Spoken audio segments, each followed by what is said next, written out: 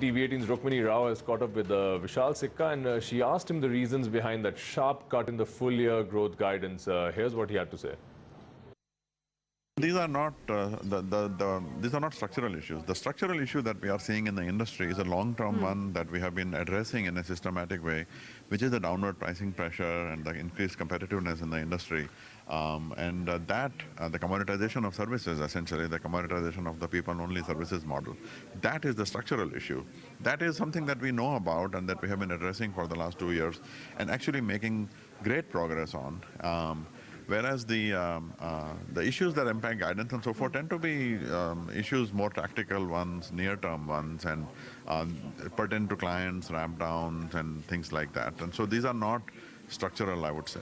In terms of the global macro environment, I want to understand from you, what is your own reading for now? We've seen Brexit happen and also the US election rhetoric. What kind of an incremental effect has it had on any kind of decision-making as far as clients go in these regions?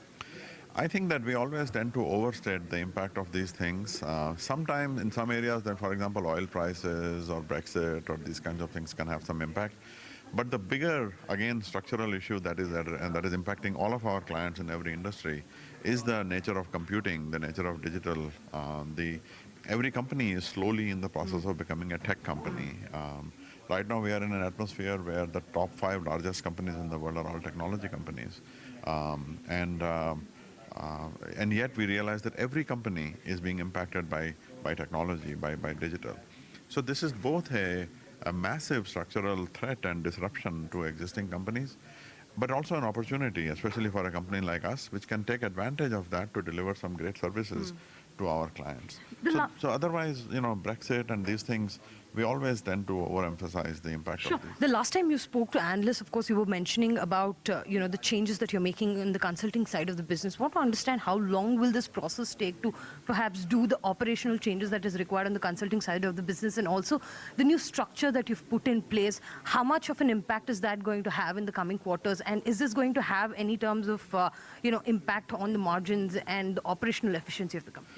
So within consulting, I mean, it's not a very large part of our business, but it is a non-trivial part of the business. Rajesh has been doing a great job in the last 4 months or 3 months that he has had responsibility for it.